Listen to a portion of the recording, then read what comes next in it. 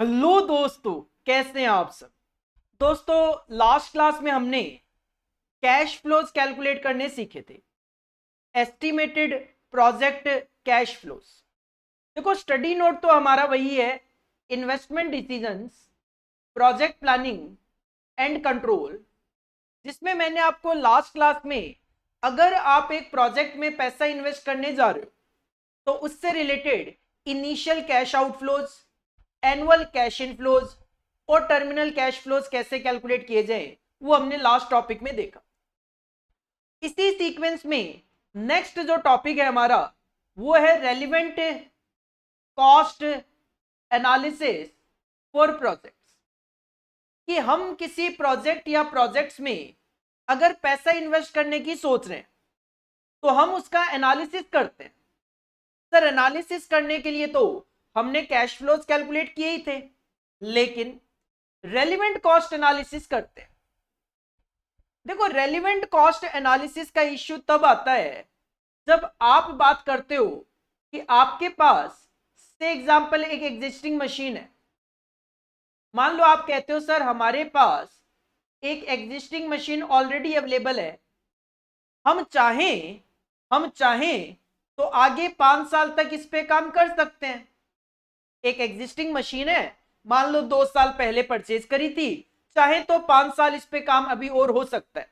लेकिन मार्केट में एक नई टेक्नोलॉजी की मशीन आ रही है, अगर हम नई मशीन खरीदते हैं तो वह नई मशीन भी 5 साल चल सकती है। लेकिन अगर मैं कहूं कि सर एग्जिस्टिंग मशीन जो है उस पर हम हर साल 5 लाख रुपए की सेल कर सकते हैं। अगर मैं कहूं नई मशीन पे भी 5 लाख की सेल कर सकते हैं तो सर तो फिर तो कोई फायदा ही नहीं है। लेकिन अगर मैं कहूं नई मशीन पे 7 लाख रुपए की सेल कर सकते हैं तो सर इसका मतलब अब कहीं ना कहीं ये फिगर रेलिवेंट है। लेकिन फिगर जो रेलिवेंट है वो केवल और केवल 2 लाख रुपए ही है सर, क्योंकि 5 लाख की सेल तो यहां पे भी जनरेट हो सकती है, यहां पे भी हो सकती है। तो नई मशीन को खरीदने का फायदा तो केवल और केवल इस 2 लाख रुपए की वजह से है। तो सर, रेलिवेंट कॉस्ट किसी भी उस कॉस्ट को बोला जाता है जो आपके डिसीजन को इन्फ्लुएंस करती है।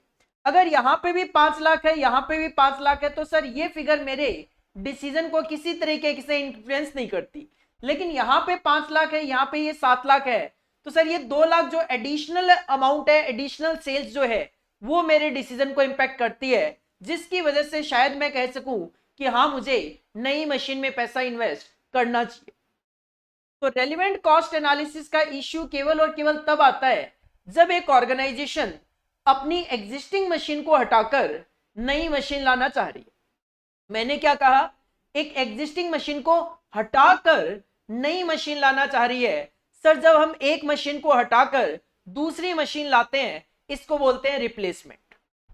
और जब हमें यह डिसाइड करना हो कि क्या मैं एग्जिस्टिंग मशीन को हटाकर नई मशीन लेकर आऊं या ना लेकर आऊं, इसको बोला जाता है रिप्लेसमेंट डिसीजन। इसको बोला जाता है रिप्लेसमेंट डिसीजन। और रिप्लेसमेंट डिसीजन लेने के लिए ऑर्गेनाइजेशन जो कैश फ्लोज कंसीडर करती है उन कैश फ्लोज को ही बोला जाता है रेलिवेंट कैश फ्लोज। हम इसके अंदर रेलिवेंट कॉस्ट लेते हैं, रेलिवेंट रेवेन्यूज कंसीडर करते हैं। अकॉर्डिंगली हमारे पास जो कैश फ्लो कैलकुलेट होके आते हैं वो रेलिवेंट कैश फ्लो कैलकुलेट होके आते हैं। और relevant cash flow investment decision में क्या है सर, इन्वेस्टमेंट डिसीजन में रेलिवेंट कैश फ्लोज होते हैं incremental cash flows. Incremental cash flows, incremental का मतलब ना तो आपको 5 लाख फिगर कंसीडर करनी चाहिए ना आपको 7 लाख, आपको जो इंक्रीमेंटल 2 लाख रुपए की फिगर है वो कंसीडर करनी चाहिए। तो इस चैप्टर में अपने को पढ़ना क्या है सर, इस चैप्टर में अपने को एक तो रिप्लेसमेंट डिसीजन पढ़ना है। क्यों पढ़ना है, क्योंकि जैसा कि मैंने कहा कि जब एक ऑर्गेनाइजेशन एक एग्जिस्टिंग मशीन को हटाकर नई मशीन लाने का डिसीजन लेना चाहती है तो उस डिसीजन को रिप्लेसमेंट डिसीजन बोलते हैं। और उस रिप्लेसमेंट डिसीजन के लिए हमें रेलिवेंट कॉस्ट एनालिसिस करना पड़ता है। और उस रेलिवेंट कॉस्ट एनालिसिस के लिए हमें कैलकुलेट करने पड़ते हैं incremental cash flows. Sir, cash flows 3 तरीके के होते हैं, वो हम लास्ट टॉपिक में ऑलरेडी डिस्कस कर चुके हैं। Initial cash outflows, annual cash inflows और टर्मिनल कैश इनफ्लोज। बस यहां पे आपको ये तीनों इंक्रीमेंटल बेसिस पे कैलकुलेट करते हैं। तो इस टॉपिक का मेन पर्पज क्या है सर? इस टॉपिक का मेन पर्पज है how to calculate incremental cash flows, और साथ में हमें कुछ प्रैक्टिस क्वेश्चंस देखने हैं, जैसा कि हमने लास्ट टॉपिक में हर एक initial cash outflow, annual cash inflow, terminal पे क्वेश्चन किए थे एक एक, बिल्कुल सिमिलर तरीके से यहाँ पे हमें क्वेश्चन करने हैं। ये इंस्टीट्यूट आपका एक तरीके से बेस बना रहा है। पहले उन्होंने पहला टॉपिक क्या दिया? Estimated project cash flow. दूसरा टॉपिक दे रहे हैं वो relevant cost analysis, that is nothing incremental cash flow. तो वो जो तीसरा आपको टॉपिक दे रहे हैं DCF and non DCF technique का, उसके लिए ये बेस बना रहे हैं। आप ये मान के चलो पहले और दूसरे टॉपिक से हमारा बेस बनेगा, और मेन जो टॉपिक होगा वो हमारा होगा नेक्स्ट वन, जिससे आपको एग्जाम में डायरेक्ट क्वेश्चंस देखने को मिलेंगे।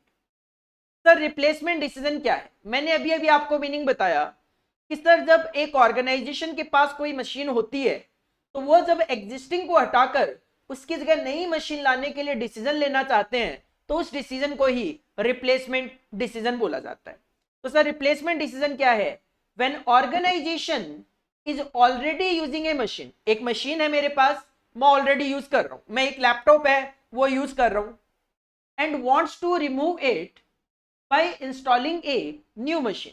अब मान लो मैं डिसाइड करूं कि इसको हटाकर इसकी जगह नया लेकर आता हूं, तो फिर बस इसी से रिलेटेड जो मुझे डिसीजन लेना है that is known as replacement decision. और जब भी रिप्लेसमेंट की बात आए, जब भी रिप्लेसमेंट की बात आए तो सारे के सारे जो कैश फ्लोज होते हैं इनिशियल, एनुअल और terminal, all are calculated on incremental basis. तो sir now the issue is incremental basis पे कैश फ्लोज कैसे कैलकुलेट किए जाए? इंक्रीमेंटल बेसिस पे कैश फ्लोज कैसे कैलकुलेट किए जाए? तो जैसे मैंने आपको लास्ट टॉपिक में एक एक का फॉर्मेट बताया, एक एक क्वेश्चन करवाया, बिल्कुल सेम पैटर्न मैं यहां पे फॉलो करूंगा। सबसे पहले हम जानना चाहेंगे सर इनिशियल कैश आउटफ्लो जो होता है, जो हम ईयर 0 में कैलकुलेट करते हैं, वो इंक्रीमेंटल बेसिस पे कैसे कैलकुलेट किया जाए? तो सिंपल आप दो कॉलम में इसकी कैलकुलेशन कर सकते हैं, पर्टिकुलर्स और अमाउंट। देखो हम एक नई मशीन खरीदना चाह रहे हैं, तो सबसे पहले we have to consider purchase cost of new machine. Sir आप एक नई मशीन खरीदना चाह रहे हो, तो रिप्लेसमेंट डिसीजन का मतलब यह है कि नई खरीदोगे तो पुरानी हटाओगे, तो नई खरीदूंगा तो पुरानी हटाऊंगा, पुरानी हटाने का मतलब पुरानी को बेच दूंगा। तो सर माइनस कर देते हैं हम इसमें से sale value of old machine, sale value of old machine हम माइनस कर देते हैं। अब जो नई मशीन आपने खरीदी है, हो सकता है उसके लिए कोई इंस्टॉलेशन कॉस्ट हो, आप वो इंस्टॉलेशन कॉस्ट ऐड कर लो। हो सकता है कि जो पुरानी मशीन है, पुरानी मशीन पे वर्किंग कैपिटल 1 लाख रुपए की जरूरत होती थी, बट नई मशीन पे से एग्जांपल 1,20,000 वर्किंग कैपिटल की जरूरत होगी। मैं कहता हूं वर्किंग कैपिटल की पुरानी मशीन पे जरूरत होती थी 1 लाख, और नई मशीन पे वर्किंग कैपिटल की जरूरत होगी आपको से एग्जांपल 1,20,000। सर मेरे लिए ना 1 लाख रेलिवेंट है, ना मेरे लिए 1,20,000 रेलिवेंट है, मेरे लिए रेलिवेंट है इंक्रीमेंटल, और वो इंक्रीमेंटल क्या है? 20,000। तो 20,000 रुपए क्या होगा? वर्किंग कैपिटल का इंक्रीज होगा। तो हम ऐड कर लेते हैं इंक्रीज इन वर्किंग कैपिटल। क्या फिगर होगी? केवल 20,000, that will be the relevant figure. इसके बाद अगर आप जो नई मशीन खरीद रहे हो, बाई चांस अगर गवर्नमेंट से आपको किसी तरीके की उससे रिलेटेड कोई सब्सिडी मिलनी है, तो उससे हमारी कॉस्ट कम हो जाएगी। सर कॉस्ट कम हो जाएगी तो सब्सिडी रिसीव्ड आप माइनस कर दो। अब आप सबने टैक्स पढ़ा हुआ होता है, टैक्स पढ़ा हुआ होता है तो आपको कैपिटल गेन और कैपिटल लॉसेस भी समझ में आते हैं। सर कैपिटल गेन होता है तो आपको कैपिटल गेन टैक्स पे करना पड़ता है, और अगर आपको कैपिटल लॉस होता है तो वो आप दूसरे प्रॉफिट के अगेंस्ट में सेट ऑफ करके उस पर टैक्स सेविंग क्लेम कर सकते हो।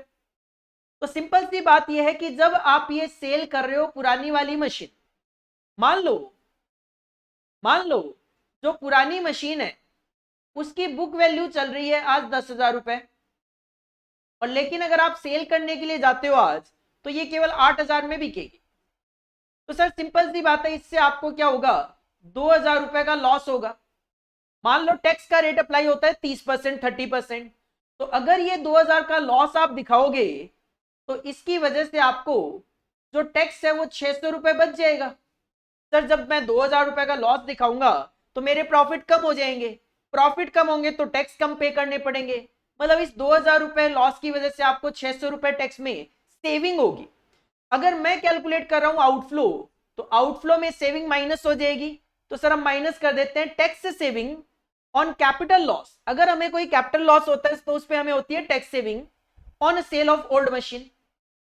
सिचुएशन रिवर्स हो सकती है, सर बुक वैल्यू है 10,000 और आप इसको सेल कर पा रहे हो से एग्जांपल 12,000 रुपए में, आप इसको सेल कर पा रहे हो से एग्जांपल 12,000 रुपए में, तो सर इस सिचुएशन में आपको 2,000 रुपए का प्रॉफिट होगा। इस सिचुएशन में आपको 2,000 रुपए का प्रॉफिट होगा। और सर अगर 2,000 का प्रॉफिट होगा, प्रॉफिट दिखाओगे, प्रॉफिट बढ़ेगा, तो आपको इस पे भी 30% के अकॉर्डिंगली 600 रुपए का टैक्स पे करना पड़ेगा। अगर आउटफ्लो की बात करें तो सर आउटफ्लो में टैक्स पेड भी आउटफ्लो है, वो आपको क्या करना पड़ेगा, ऐड करना पड़ेगा, tax paid on capital gain on sale of old machine. Accordingly आप अपना इंक्रीमेंटल बेसिस पे इनिशियल कैश आउटफ्लो कैलकुलेट कर पाओगे। Sir incremental initial cash outflows, initial बोल दिया है तो ईयर 0 होगा। Purchase cost of new machine, उसको इंस्टॉल कराने का कोई खर्चा है वो ऐड कर लो। अगर कोई वर्किंग कैपिटल में इंक्रीज हो रहा है तो वो ले लो। अगर कोई सब्सिडी रिसीव हो रही है माइनस कर दो। पुरानी वाली मशीन को बेचोगे माइनस कर दो। उस पर टैक्स पेड करना पड़ेगा तो ऐड कर लो, टैक्स सेविंग होता तो माइनस कर दो। अब कई बार क्वेश्चन क्या करता है, क्वेश्चन आपको कंफ्यूज करने के लिए एक लाइन देता है। वो लाइन क्या होती है, कई बार क्वेश्चन कहता है कि कैपिटल गेन और कैपिटल लॉस टैक्स फ्री है। क्वेश्चन कहता है कैपिटल गेन और कैपिटल लॉस टैक्स फ्री है। टैक्स फ्री होने का मतलब ये होता है कि सर अगर कैपिटल गेन होगा तो टैक्स पेड नहीं करना पड़ेगा, और अगर कैपिटल लॉस होगा तो उस पर टैक्स सेविंग आप क्लेम नहीं कर सकते। तो इफ क्वेश्चन स्पेसिफाई, अगर क्वेश्चन स्पेसिफाई करे दैट कैपिटल गेन और capital loss is not subject to tax, कि कैपिटल गेन और कैपिटल लॉस पे टैक्स नहीं लगेगा, तो सिंपल सी बात है आप ये वाला ट्रीटमेंट मत करना। Then tax paid on capital gain this one और tax saving on capital loss this one should be ignored. तो इसको आपको इग्नोर करना है। इग्नोर करने का मतलब सिंपल सी बात है, इसमें से कोई भी ट्रांजेक्शन आप शो मत करना। तो इस तरीके से हम अपना पहला रेलिवेंट कैश फ्लो कैलकुलेट कर सकते हैं, that is incremental initial cash outflows. Heading put करनी है आपको। सबसे पहले हेडिंग पुट कर लीजिए, स्टडी नोट का नाम sir investment decisions, project planning and control, और चैप्टर का नाम लिख लीजिए relevant cost analysis for projects. Relevant cost analysis for projects. Relevant cost analysis में as per your study material में बात करूं, कोई क्वेश्चन नहीं है। उन्होंने क्या करा है, थ्योरी देकर एक एग्जांपल के थ्रू समझाया है, बट हम इसको और बेटर तरीके से करेंगे ताकि हम जब नेक्स्ट टॉपिक करें तो हमें उसको समझने में बिल्कुल भी प्रॉब्लम फेस नहीं करनी पड़ेगी। हेडिंग पुट कर लो relevant cost analysis for project, और उसके बाद हेडिंग पुट करो टॉपिक्स, और सबसे पहले आप ये टॉपिक्स कॉपी कर लीजिए कि हमें इस चैप्टर में क्या क्या डिस्कस करना है।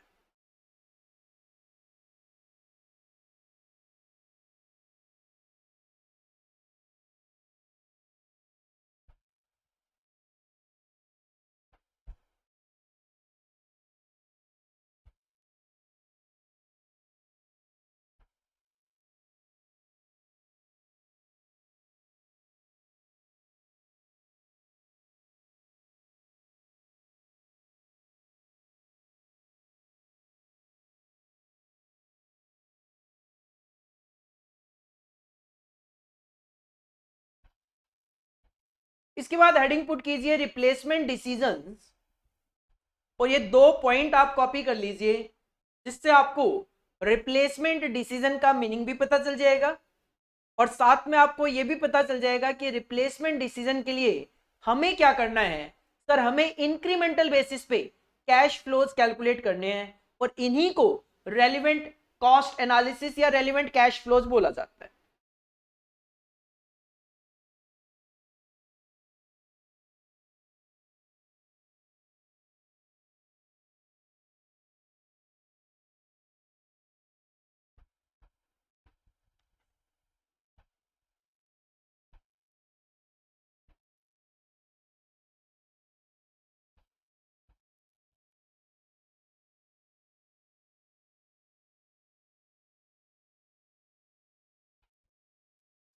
इसके बाद हेडिंग पुट कर लीजिए इंक्रीमेंटल इनिशियल कैश आउटफ्लोज। अब भले ही इंक्रीमेंटल बेसिस पे हो, भले ही पिछले वाले टॉपिक के हो, सर अगर आप इनिशियल बात कर रहे हो तो इनिशियल का मतलब ईयर 0 होता है हमेशा। इस स्लाइड को भी कॉपी कर लीजिए, विद नोट भी कॉपी करना है आपने।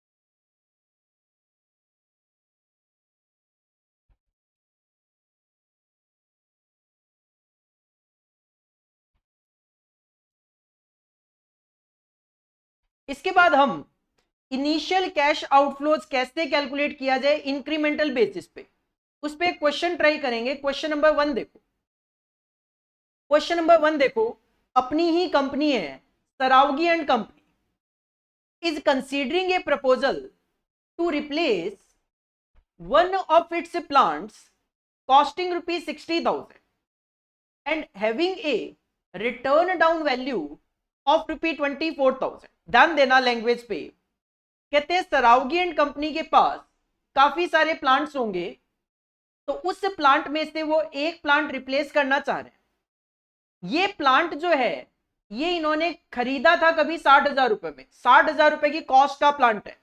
सबसे पहले एक बात ध्यान रखना, अगर मैं आज कोई डिसीजन ले रहा हूं और इससे पहले अगर मैं कोई ऑलरेडी खर्चा कर चुका हूं तो वो खर्चा मेरे लिए संक कॉस्ट होती है। संक कॉस्ट का मतलब पास्ट कॉस्ट जो कि डूब चुकी है। सिंपल सी बात है, क्या आज मैं अगर कोई डिसीजन लेता हूं इस प्लांट से रिलेटेड, क्या वो 60,000 रुपए मेरे पास वापिस आ जाएंगे?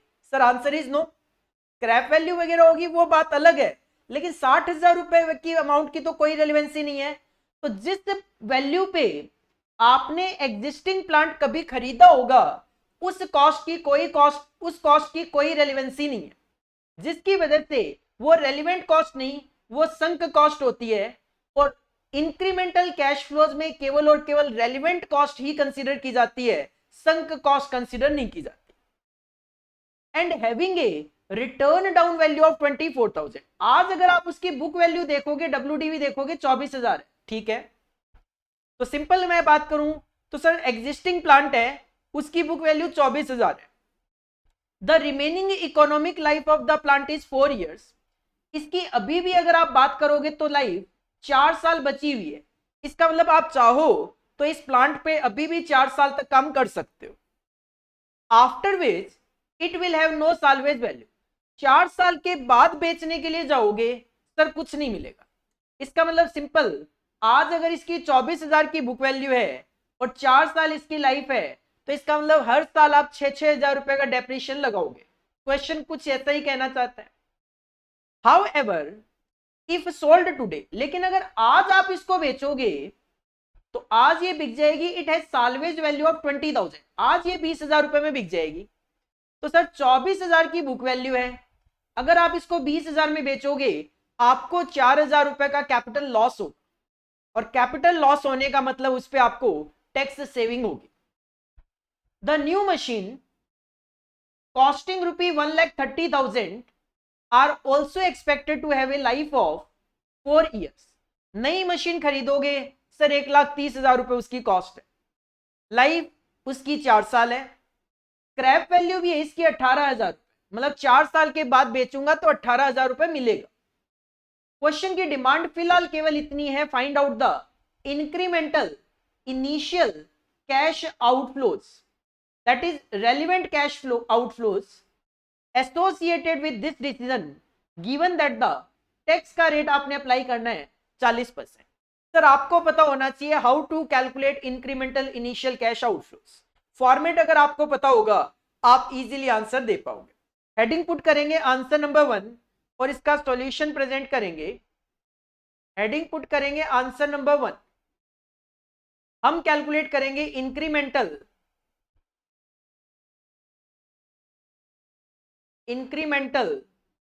इनिशियल कैश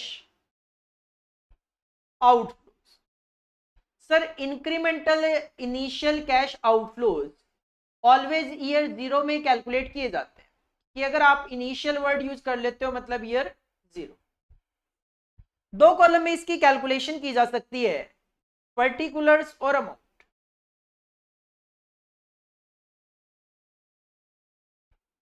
पर्टिकुलर्स और amount.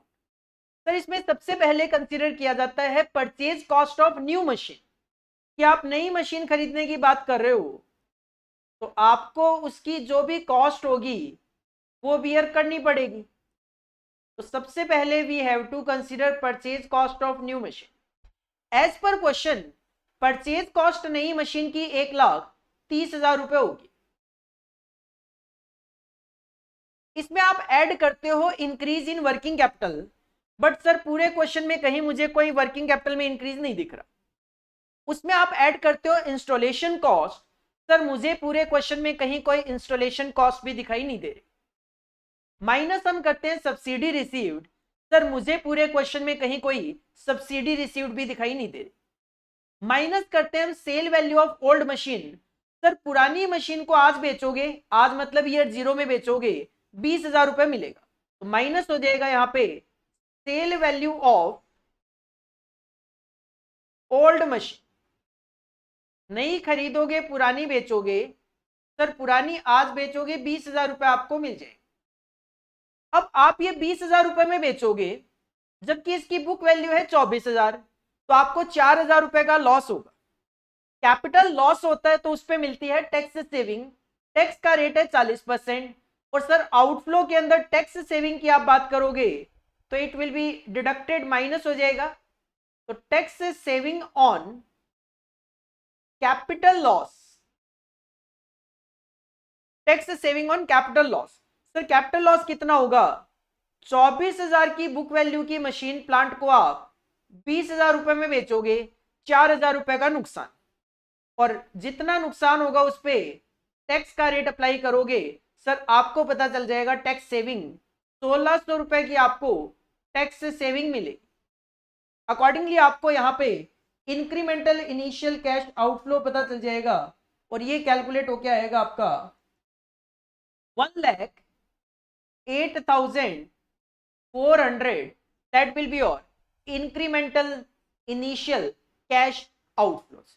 You can say sir format based है, अपने को अगर फॉर्मेट पता होगा तो भी हम कर सकते हैं, कॉन्सेप्ट पता होगा तो भी हम इसका सॉल्यूशन कर सकते हैं। हेडिंग पुट कर लीजिए आंसर नंबर 1 और इस आंसर को आप कॉपी कर लीजिए।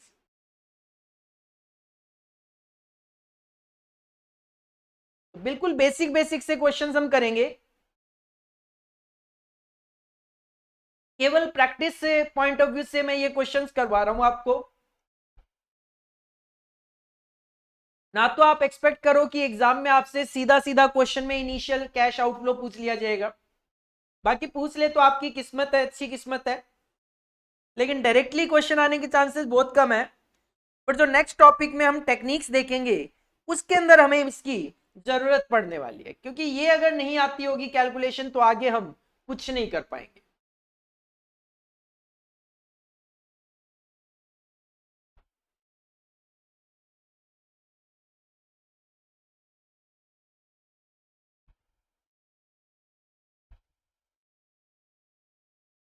इसके बाद जब आपने इंक्रीमेंटल बेसिस पे इनिशियल कैश आउटफ्लो कैलकुलेट कर लिया तो अब ऑर्गेनाइजेशन कहेगी ठीक है इतना पैसा लगेगा, लेकिन इतना लगाने के बाद क्या आने की उम्मीद है, तो फिर हम जानना चाहेंगे एनुअल कैश इनफ्लो।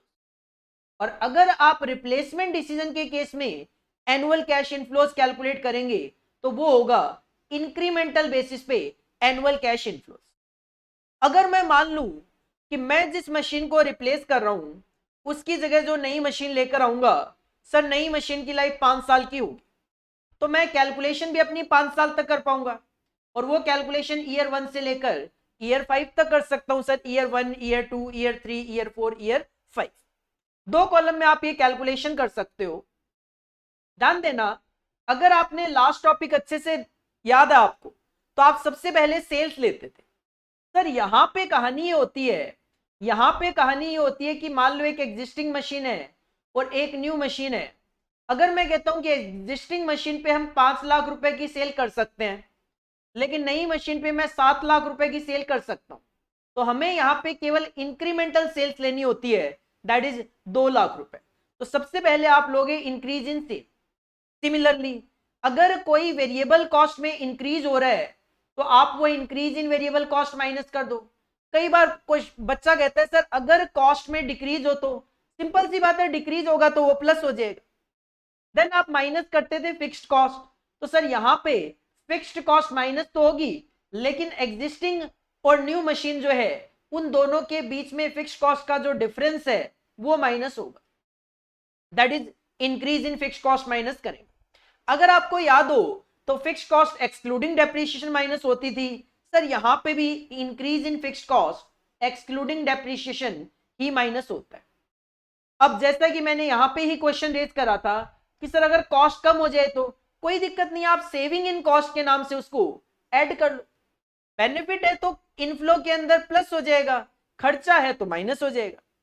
तो सर ये कैलकुलेट होके आ जाता है हमारे पास EBDT, earning before depreciation and tax, जिसको आप कैश फ्लोज बिफोर टैक्स भी बोलते हो। कैश फ्लो बिफोर टैक्स में से आप माइनस करते थे डेप्रीशिएशन, यहां पे भी माइनस होगा, बट एग्जिस्टिंग और न्यू मशीन का जो डिफरेंस होगा डेप्रीशिएशन का वो माइनस होगा, इंक्रीज इन डेप्रीशिएशन माइनस होगा।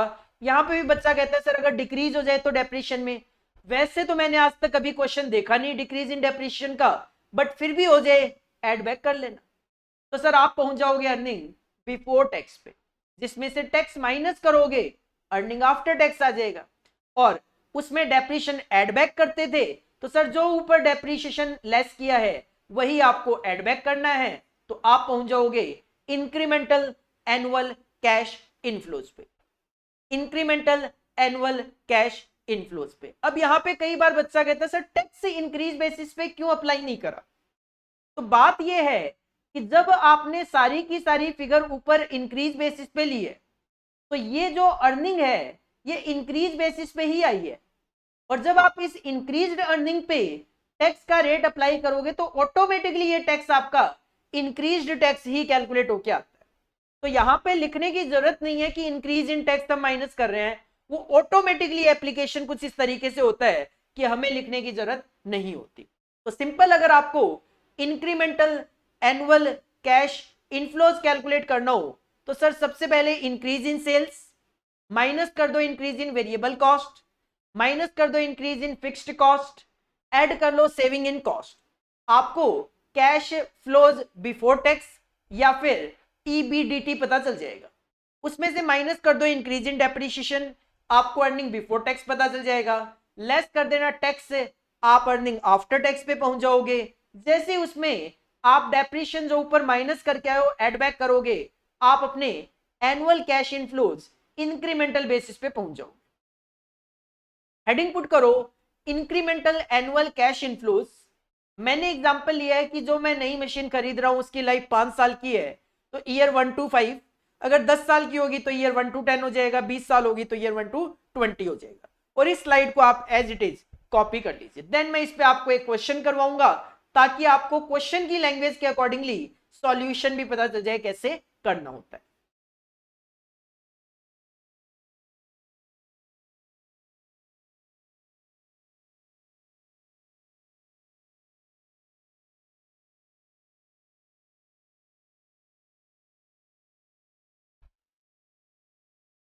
तो इस टॉपिक का के लिए हमारा जो बेस है वो बेस हमारा पिछला टॉपिक ही है, एस्टिमेटेड प्रोजेक्ट कैश फ्लोज वाला।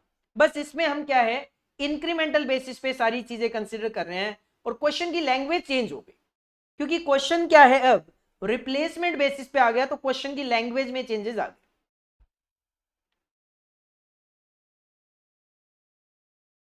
इस पे एक क्वेश्चन करेंगे, क्वेश्चन नंबर सेकंड देखो, question number second, P limited has a machine, इसका मतलब एक पुरानी मशीन तो है इनके पास, having an additional life of 5 years।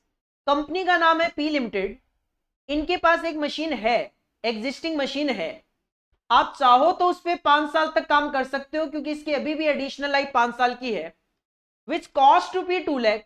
मैं आपको ऑलरेडी कह चुका हूं कि जो हमारे पास एग्जिस्टिंग मशीन है उसकी कॉस्ट की हमारे लिए ऐसे कोई रेलेवेंसी नहीं होती। हाँ, इसकी बुक वैल्यू जो है वो 80,000 रुपए है, ठीक है जी। अगर 80,000 रुपए है, 5 साल की लाइफ है, तो 16,000 रुपए का डेप्रिशिएशन इस पे आप क्लेम कर सकते थे। एक नई मशीन अगर आप खरीदते हो तो नई मशीन की कॉस्ट 4 लाख रुपए है, तो sir purchase cost of new machine 4 lakh रुपए is available, though its capacity is the same as that of the old machine. Capacity same होने का मतलब होता है कि अगर आप पुरानी मशीन पे 10,000 यूनिट बना सकते हो तो नई पे भी 10,000 ही बनेगी। तो कहते हैं कैपेसिटी तो सेम है, लेकिन it will mean a saving in variable cost to the extent of ₹1,40,000 per annum. लेकिन जो नई मशीन है उसमें आपको हर साल 1,40,000 रुपए की वेरिएबल कॉस्ट में सेविंग होगी। तो sir saving in variable cost लिख लेंगे 1,40,000। The life of the machine will be 5 years, 5 साल इसकी लाइफ होगी। at the end of which it will have a scrap value 40,000। 4 lakh रुपए की मशीन है, आज अगर खरीदोगे तो 5 साल के बाद उसको 40,000 रुपए में बेचा जा सकता है। तो 4 लाख माइनस 40,000 डिवाइड बाई 5 करके आप नई मशीन का भी डेप्रिशिएशन कैलकुलेट कर सकते हो। सर इनकम टैक्स का रेट आपको अप्लाई करना है 46% का। द ओल्ड मशीन, पुरानी वाली मशीन अगर आज बेची जाए तो आज इसको बेचकर 20,000 रुपए मिल जाएंगे। तो sale value of old machine initial cash outflow में 20,000 रुपए आपको मिल जाएंगे। It will have no salvage value if sold at the end of 5 year. अगर 5 साल के बाद बेचोगे कुछ नहीं मिलेगा। क्वेश्चन चाहता है calculate incremental annual cash inflows that is relevant cash inflows. Question तो केवल एनुअल कैश इनफ्लो जानना चाह रहे हैं इंक्रीमेंटल बेसिस पे, बट मैं आपको दोनों कैलकुलेट करवाऊंगा, दोनों मतलब आउटफ्लोज भी इनफ्लोज भी, ताकि आउटफ्लो की भी प्रैक्टिस इस क्वेश्चन में भी हो जाए। हेडिंग पुट करेंगे answer number second, heading put करेंगे आंसर नंबर सेकंड। मैं आपको यहां पे दोनों कैलकुलेशन करवा रहा हूं, तो पहले मैं of course incremental outflow calculate करूंगा। इंक्रीमेंटल इनिशियल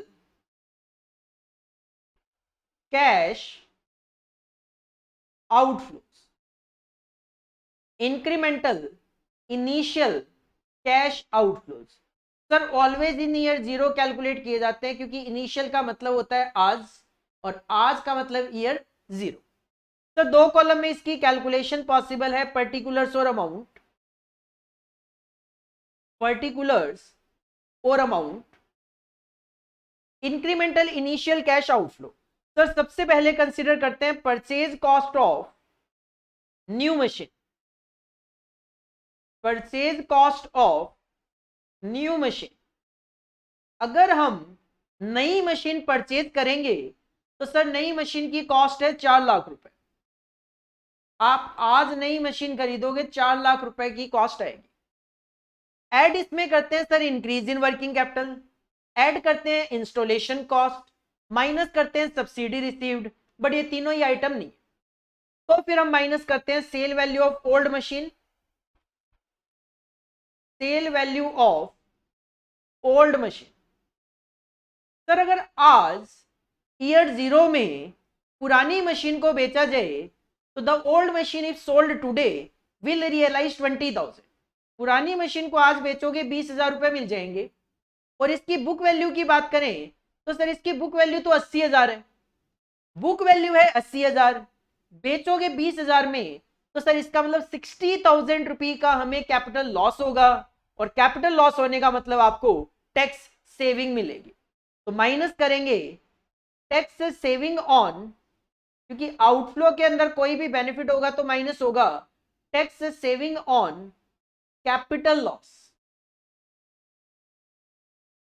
सर नुकसान कितना, 80,000 रुपए की मशीन को 20,000 में बेचोगे, 60,000 रुपए का हुआ नुकसान, और टैक्स का रेट चल रहा है 46% का। तो सर इस पे अप्लाई कर देंगे हम 46%, तो 60,000 का 46%, 27,600 रुपए का आपको टैक्स में सेविंग मिलेगी। अकॉर्डिंगली ये आपको इंक्रीमेंटल बेसिस पे कैश आउटफ्लोज पता चल जाए। सर ये आ जाएगा 3,52,400। ये आपका इंक्रीमेंटल बेसिस पे कैश आउटफ्लो होगा। सर 3,52,400 रुपए का एक्स्ट्रा कैश जाएगा मेरी जेब से, क्योंकि ये देना है मेरे को, ये आ जाएगा, एक तरीके से बेनिफिट हो जाएंगे, तो नेट मेरी जेब से 3,52,400 रुपए जाएंगे। लेकिन ये कॉस्ट लगाकर मैं प्रोजेक्ट से क्या एक्सपेक्ट कर रहा हूं इनफ्लो के नाम से, तो सेकंड पॉइंट में हम कैलकुलेट करेंगे इंक्रीमेंटल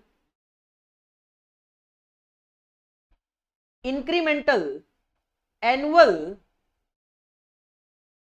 कैश इनफ्लोस। सर नई मशीन की लाइफ कितनी है? नई मशीन की लाइफ है क्वेश्चन में 5 साल की, तो ये जो आपकी कैलकुलेशन हो रही है ये 5 साल की हो रही है, ईयर 1 से लेकर ईयर 5 तक। 2 कॉलम में आप कैलकुलेशन कर सकते हो, क्योंकि जो आपके पास डेटा है वो पर एनम बेसिस पे है, लेकिन हर साल का अलग अलग तो नहीं है, तो आप 2 कॉलम में पर्टिकुलर अमाउंट कैलकुलेशन कर सकते हो। सर एनुअल कैश इनफ्लो के लिए सबसे पहले हम लेते हैं increase in sale, but sale के लिए तो क्वेश्चन में कोई जिक्र ही नहीं है, उसमें से हम माइनस करते हैं इंक्रीज इन वेरिएबल कॉस्ट। सर यहाँ पे वेरिएबल कॉस्ट में इंक्रीज नहीं, यहाँ पे सेविंग इन वेरिएबल कॉस्ट है, तो आप इसको प्लस साइड में लिखेंगे savings in variable cost. Savings in variable cost as per question आपको हर साल 1,40,000 रुपए की सेविंग होगी, हर साल आपको 1,40,000 रुपए की सेविंग होगी। सर माइनस करते हैं हम increase in fixed cost, but question में एज सच फिक्स्ड कॉस्ट को लेकर भी इंक्रीज डिक्रीज कुछ लिखा हुआ नहीं है, तो इसका मतलब यही आपका ईबीडीटी भी कहलाएगा इस तरीके के क्वेश्चंस में जहां पे डेटा इतना ही अवेलेबल हो, और इसमें से आप माइनस करते हो देन इंक्रीज इन डेप्रीशिएशन, आप इसमें से माइनस करते हो increase in depreciation. Sir increase in depreciation तब माइनस करूं जब मुझे ओल्ड और न्यू मशीन का डेप्रीशिएशन पता हो, ये है ओल्ड और ये है न्यू। सर पुरानी मशीन की बात करूं तो इसकी बुक वैल्यू 80,000 है, अगर मैं पुरानी मशीन को ही यूज करता रहूं तो 80,000 रुपए डेप्रीशिएट हो जाएगा 5 साल में, क्योंकि 5 साल के बाद तो इसको बेचकर कुछ मिलना नहीं है। इसका मतलब अगर मैं पुरानी मशीन को ही कंटिन्यू करता तो सर 80,000 रुपए को 5 साल में डेप्रीशिएट करता, 16,000 का डेप्रीशिएशन लगा सकता था। जबकि नई मशीन की बात करें तो सर नई मशीन आपको 4 लाख रुपए पड़ रही है, इसको आप 5 साल के बाद 40,000 रुपए में बेच भी सकते हो, तो हर साल आपको यहां पे कितना डेप्रीशिएशन क्लेम करने को मिल रहा है? सर यहां पे मिल रहा है 72,000 का क्लेम, तो डेप्रीशिएशन में इंक्रीज कितना है? सर डेप्रीशिएशन में इंक्रीज है 56,000 का, तो हमें लिखना है इंक्रीज इन डेप्रीशिएशन 56,000। सर ये आ जाएगा अर्निंग बिफोर टैक्स 84,000, इसमें से हम माइनस करेंगे टैक्स, और टैक्स का रेट गिवन है हमारे पास 46%। सर 84,000 का 46% 38,640, ये आ जाएगा अर्निंग आफ्टर टैक्स 45,360। और कैश फ्लो तक पहुंचने के लिए आप अर्निंग आफ्टर टैक्स में वापस ऐड बैक कर देते हैं वो डेप्रीशिएशन की अमाउंट जो आप ऊपर लेस करके आए हो, तो ऐड बैक कर दो इंक्रीज इन डेप्रीशिएशन की अमाउंट 56,000, तो सर ये आ जाएगा एनुअल कैश इनफ्लोज आपका, दैट इज 1,01,360। क्वेश्चन की डिमांड तो केवल ये थी, बट मैंने आपको इनिशियल कैश आउटफ्लो भी कैलकुलेट करवा दिया, ताकि जितना ज्यादा प्रैक्टिस हम कर लेंगे इस चीज की उतना ही ज्यादा आगे के टॉपिक को सॉल्व करने में हमारे लिए हेल्प होगी। हेडिंग पुट कर लीजिए आंसर नंबर 2, और ये जो 2 स्लाइड्स आपके सामने मैंने रखी है आउटफ्लोज और इनफ्लोज की, इनको आप कॉपी कर लीजिए।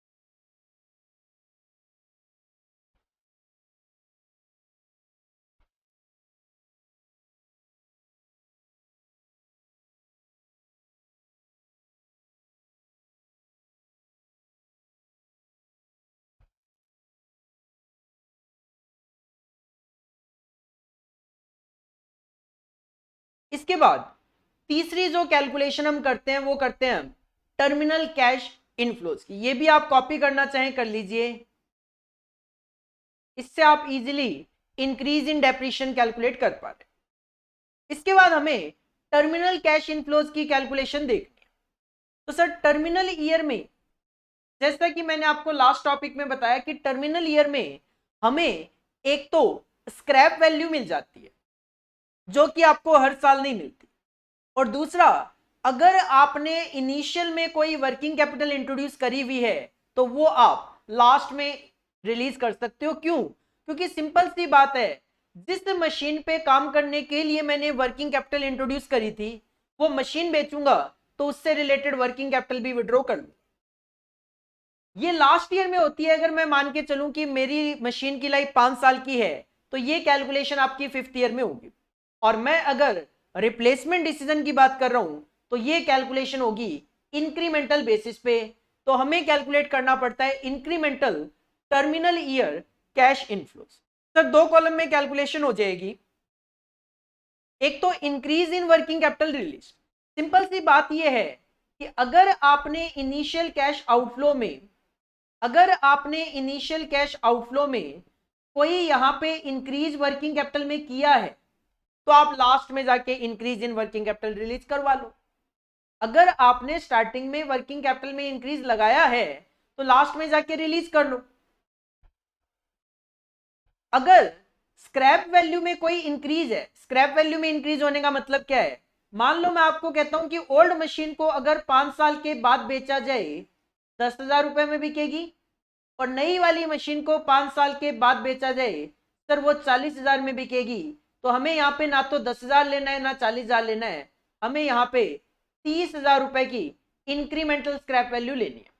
यहाँ पे बच्चा कहता है सर बाई चांस सिचुएशन हो जाए रिवर्स, कि जो ओल्ड मशीन है उसको आप 5वें साल के एंड में बेच सकते हो 40,000 में, और नई मशीन बिकेगी से एग्जांपल 5th ईयर के एंड में 10,000 में।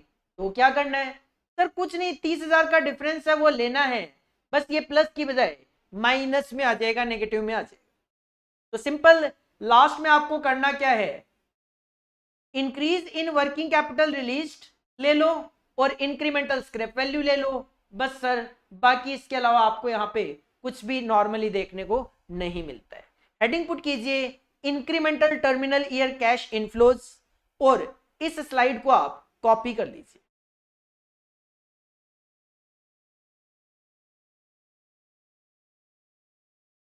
देन हम इस पे भी एक क्वेश्चन ट्राई करेंगे। इवन इस पे क्या, हम एक क्वेश्चन ट्राई करेंगे जिसमें initial cash outflow, annual cash inflows और टर्मिनल ईयर कैश इनफ्लोज तीनों इंक्रीमेंटल बेसिस पे कैलकुलेट करेंगे।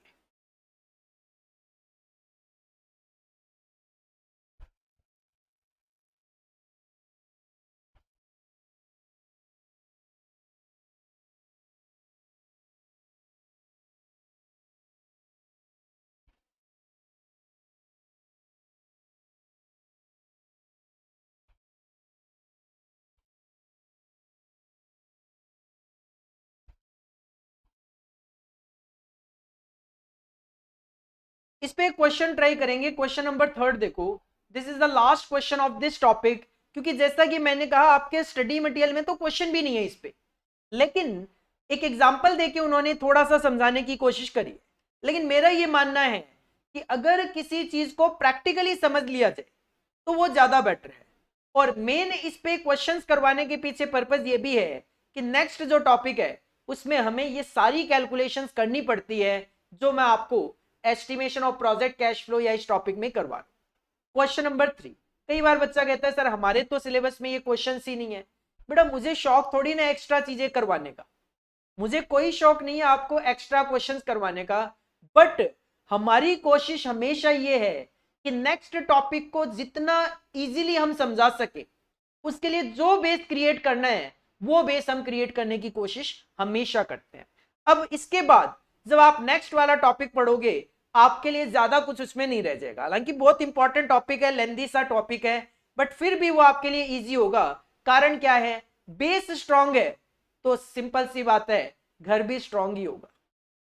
तो क्वेश्चन नंबर 3 देखो, a chemical company is considering replacing an existing machine, एक एग्जिस्टिंग मशीन है उसको रिप्लेस करना चाह रहे हैं with one costing ₹65,000, with one costing 65,000। तो ये जो 65,000 की कॉस्ट है सर, ये 65,000 की कॉस्ट नई वाली मशीन की है, ये 65,000 की कॉस्ट नई मशीन की है। लैंग्वेज क्या कहती है, a chemical company is considering replacing an existing machine with, with किसके साथ करोगे, नई मशीन के साथ, विद वन, एक के साथ जिसकी कॉस्ट 65,000 है। तो सर नई मशीन की कॉस्ट 65,000 है।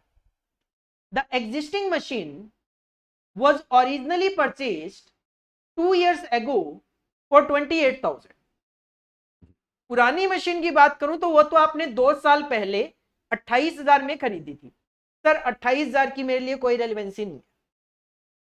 And is being depreciated by the straight line method over it's 7-year life period. और उसकी आप 7 साल की लाइफ सोचकर बैठे हो। तो सर अगर सिंपल सी बात है, अगर आप 28,000 की एक मशीन खरीदते हो, आप कहते हो 7 साल इसकी लाइफ है, तो आप हर साल 4-4 हजार रुपए डेप्रीशिएट करना शुरू कर दोगे। 2 साल पहले खरीदी थी तो आपने 2 सालों में 4-4 हजार करके 8,000 रुपए डेप्रीशिएट कर दिए होंगे। तो 28,000 की मशीन में अगर 8,000 आपने डेप्रीशिएट कर दिए होंगे तो आज इसकी बुक वैल्यू 20,000 है, जिसकी मेरे लिए रेलेवेंसी हो सकती है टैक्स सेविंग और tax paid on capital gain और कैपिटल लॉस कैलकुलेट करने के लिए। It can currently be sold for ₹30,000 with no removal cost। आज अगर आप इसको बेचोगे सर 30,000 रुपए में ये बिक जाएगी। Sale value of old asset 30,000। The new machine would cost ₹10,000 to install. नई मशीन को इंस्टॉल भी करेंगे यहाँ पे, जिसमें 10,000 रुपए का खर्चा लगेगा, तो इंस्टॉलेशन कॉस्ट भी है। And would be depreciated over 5 year. 5 साल में आपको उसको डेप्रीशिएट करना है। The management believes that the new machine would have a salvage value भी है इसकी 5,000 रुपए at the end of 5 years। तो सर 65,000 माइनस 5,000 डिवाइडेड बाई 5 करके आप इजीली हर साल का नई मशीन का भी डेप्रिशिएशन निकाल सकते हो, और पुरानी का तो 4,000 रुपए डेप्रिशिएशन है ही हर साल। The management also estimates an increase in net working capital requirement of ₹10,000 as a result of expanded operation with the new machine. नई मशीन पे सर ऑपरेशन काम ज्यादा करना पड़ेगा, तो 10,000 रुपए एडिशनल वर्किंग कैपिटल की जरूरत भी होगी। अच्छी बात है, सब कुछ आ रहा है इस क्वेश्चन में। टैक्स का रेट आपको 50% अप्लाई करना है। The companies expected after tax profit, ध्यान देना ये आफ्टर टैक्स कैश इनफ्लोज नहीं है, ये आफ्टर टैक्स प्रॉफिट है। तो मतलब प्रॉफिट आफ्टर टैक्स है, तो सर ये अर्निंग आफ्टर टैक्स गिवन आपके पास, ये प्रॉफिट आफ्टर टैक्स गिवन आपके पास। For next 5 years with existing machine and with the new machine are as given follows. आपको प्रॉफिट आफ्टर टैक्स बता दिए हैं दोनों सालों के, लेकिन सर मेरे लिए ये फिगर रेलिवेंट नहीं है, मेरे लिए इंक्रीमेंटल फिगर रेलिवेंट है। पहले साल में 16,000 का incremental profit after tax, second year में 0, थर्ड ईयर में 20,000, फोर्थ ईयर में 30,000 एंड फिफ्थ ईयर में 10,000। तो मुझे तो अपना ये वाली फिगर कंसीडर करनी है as a incremental profit after tax. Question कहता है calculate all relevant cash flows. Sir all की बात करूं 3 तरीके के, इनिशियल, एनुअल और टर्मिनल, और सारे हमें यहाँ पे ऑफकोर्स रिप्लेसमेंट का क्वेश्चन है तो इंक्रीमेंटल बेसिस पे कैलकुलेट करने पड़ेंगे। आइए हेडिंग पुट कीजिए आंसर नंबर 3। हेडिंग पुट करेंगे सर आंसर नंबर 3, और तीनों तरीके के कैश फ्लोज हम यहां पे कैलकुलेट करेंगे। और इस सीक्वेंस में सबसे पहले हम कैलकुलेट करेंगे incremental initial cash outflows. Incremental initial cash outflows जो कि हमेशा ईयर 0 में कैलकुलेट किए जाते हैं। 2 कॉलम में कैलकुलेशन हो जाती है पर्टिकुलर्स और अमाउंट।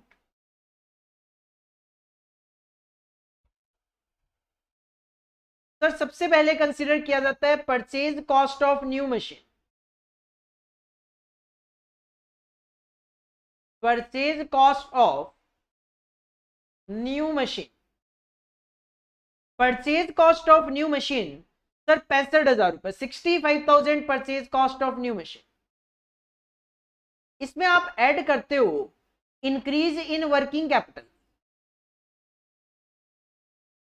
इसमें आप ऐड करते हो इंक्रीज इन वर्किंग कैपिटल।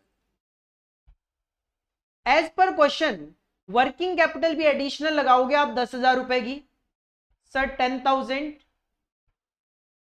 इसमें आप ऐड करते हो installation cost, installation cost sir installation cost भी है इस क्वेश्चन में 10,000 रुपए, 10,000। इसमें से माइनस करते हो आप subsidy received, but subsidy received तो नहीं है। देन आप माइनस करते हो sale value of old machine, minus करेंगे sale value of old machine.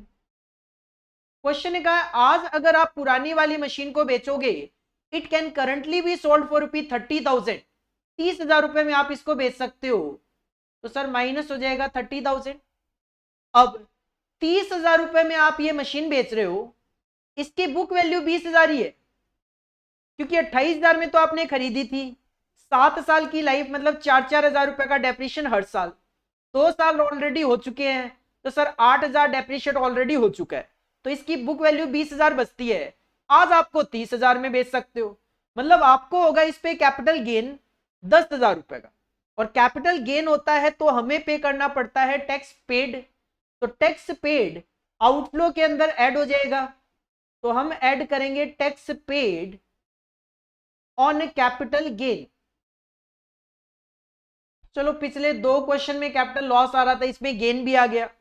तो क्वेश्चन इस तरीके से बनाए गए हैं तीनों कि ऑलमोस्ट पूरे के पूरे जो फॉर्मेट मैंने आपको बताया उनका एप्लीकेशन आपको देखने को मिले। सर 30,000 रुपए में बेचोगे, 20,000 की बुक वैल्यू की मशीन, 10,000 का हुआ कैपिटल गेन, जिसपे 50% अपना टैक्स रेट अप्लाई करना है। तो सर 5,000 रुपए आपको यहां पे टैक्स पेड करना पड़ेगा। अकॉर्डिंगली आपको इंक्रीमेंटल इनिशियल कैश आउटफ्लोज पता चल जाएंगे, ये आ जाएगा 60,000। 60,000 रुपए आपका इंक्रीमेंटल इनिशियल कैश आउटफ्लो आ जाएगा। सर ये 60,000 रुपए लगाकर, ये 60,000 रुपए लगाकर अपने पास हर साल क्या आने की उम्मीद है, तो सेकंड स्टेटमेंट में मैं कैलकुलेट करूंगा incremental annual cash inflows, incremental annual cash inflow. आप देखोगे सर इस क्वेश्चन में एनुअल कैश इनफ्लो जो है वो 5 साल के लिए कैलकुलेट होंगे, ईयर 1 to 5, क्योंकि नई मशीन की लाइफ 5 साल की है। लेकिन इस क्वेश्चन में अगर मैं बात करूं तो सर हर साल का जो डेटा है वो अलग अलग है, तो इस सिचुएशन में आपको 6 कॉलम लेने पड़ेंगे। पहला कॉलम ईयर का, पहला कॉलम पर्टिकुलर्स का, पहला कॉलम पर्टिकुलर्स का, देन हम ईयर के कॉलम कंसीडर करेंगे। पहला कॉलम पर्टिकुलर्स का, और उसके बाद 5 साल और 500 सालों का डेटा अलग अलग है, तो सर ये फर्स्ट ईयर, ये सेकंड ईयर, ये थर्ड ईयर, ये फोर्थ ईयर, और ये आपका 5th ईयर। सर क्वेश्चन में अगर मैं बात करूं तो क्वेश्चन ने काफी अच्छा काम आपके लिए ये किया, क्वेश्चन ने सीधा सीधा आपको प्रॉफिट आफ्टर टैक्स बता दिया। ये प्रॉफिट आफ्टर टैक्स मेरे को नहीं, मुझे तो इंक्रीमेंटल प्रॉफिट आफ्टर टैक्स चाहिए होते हैं, तो आप सीधा सीधा यहां पे लिख सकते हो इंक्रीमेंटल प्रॉफिट आफ्टर टैक्स, जो मैंने ऑलरेडी कैलकुलेट कर दिया है 16,000, 0, 20,000, 30,000 और 10,000।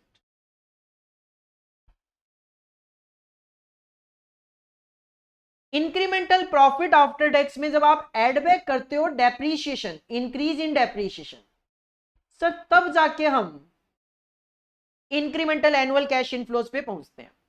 इंक्रीज इन डेप्रीशिएशन की अगर मैं बात करूं तो सर अगर पुरानी मशीन की बात करें तो हर साल 4,000 का डेप्रीशिएशन, और नई की मैं बात करूं तो 65,000 रुपए में आप खरीद रहे हो, 10,000 रुपए इसके इंस्टॉलेशन पे लग रहे हैं, इसकी 5,000 स्क्रैप वैल्यू है और 5 साल इसकी लाइफ है।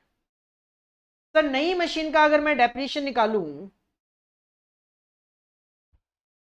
सर 65,000 रुपए की है नई मशीन, 10,000 रुपए इसके इंस्टॉलेशन पे लग गए जो कि कॉस्ट में ही ऐड होता है, माइनस आप करते हो scrap value salvage value, divide by इसकी लाइफ है 5 साल की। सर 14,000 का डेप्रीशिएशन आ रहा है और पुराने वाले पे कितना, 4,000 का। तो सर इंक्रीज इन डेप्रीशिएशन कितना, 10,000 का। तो 10,000 का इंक्रीज इन डेप्रीशिएशन है हर साल, 10,000 रुपए का इंक्रीज इन डेप्रीशिएशन है हर साल। तो सर ये 10,000 रुपए इसमें ऐड हो जाएगा। अकॉर्डिंगली आप easily incremental annual cash inflow calculate कर लेंगे 500 साल का। Sir 26,000, 10,000, 30,000, 40,000 and 20,000। सर ये हो गया आपका एनुअल कैश इनफ्लोज। इसके बाद फाइनली 5th ईयर में कुछ इनफ्लोज हमें ऐसे होते हैं जो हर साल नहीं होते, तो सर उसको आप बोलते हो टर्मिनल कैश इनफ्लोज। रिप्लेसमेंट के चैप्टर में कर रहे हैं तो सर ये होगा incremental terminal cash inflows. That will be in 5th year, क्योंकि 5th year is the last year of the machine. 2 column में आप इजीली कैलकुलेशन कर सकते हो इसकी पर्टिकुलर्स और अमाउंट। इसमें ज्यादा आते नहीं है कॉलम, इसमें वो कॉलम क्या, इसमें ज्यादा ट्रांजेक्शन आते नहीं है, तो ही ट्रांजेक्शन मेनली आपको देखने को मिल सकते हैं। इस क्वेश्चन में आप देखोगे आपने वर्किंग कैपिटल इंट्रोड्यूस करी है 10,000 एडिशनल, तो सर वो रिलीज करवा दो। Release of additional working capital, जो आपने 10,000 रुपए की एडिशनल वर्किंग कैपिटल लगाई थी वो आप लास्ट ईयर में रिलीज कर लो। सर एक तो ये 10,000 रुपए आप रिलीज करवा लो। इसके बाद हम कंसीडर करते हैं इंक्रीमेंटल स्क्रैप वैल्यू। सर जो पुरानी मशीन है उसकी अगर मैं बात करूं तो उसकी 7 साल के बाद कोई भी स्क्रैप वैल्यू नहीं है, 7 साल के बाद कोई भी स्क्रैप वैल्यू नहीं है पुरानी वाली मशीन की, तो लेकिन नई वाली मशीन की तो है 5,000 रुपए। तो सिंपल सी बात है, इंक्रीमेंटल साल्वेज वैल्यू जो है, इंक्रीमेंटल स्क्रैप वैल्यू जो है वो सीधा सीधा 5,000 आ जाएगी, क्योंकि सर पुरानी की तो स्क्रैप वैल्यू 7 साल के बाद कुछ नहीं गिवन है क्वेश्चन में, जबकि नई की तो 5,000 है। तो पुरानी की कुछ नहीं, नई की 5,000, तो इंक्रीज इन scrap value 5,000। Accordingly 5th year में टर्मिनल कैश इनफ्लो आपको देखने को मिलेगा इंक्रीमेंटल बेसिस पे 15,000 रुपए। तो इस तरीके से आप रिप्लेसमेंट डिसीजन के केस में रेलिवेंट कॉस्ट एनालिसिस का कॉन्सेप्ट अप्लाई करते हुए इंक्रीमेंटल बेसिस पे initial cash outflow, annual cash inflow और terminal year cash inflows calculate कर सकते हैं। हेडिंग पुट कीजिए आंसर नंबर 3, और ये जो आपके सामने स्लाइड्स आई है इनको आप कॉपी कर लीजिए।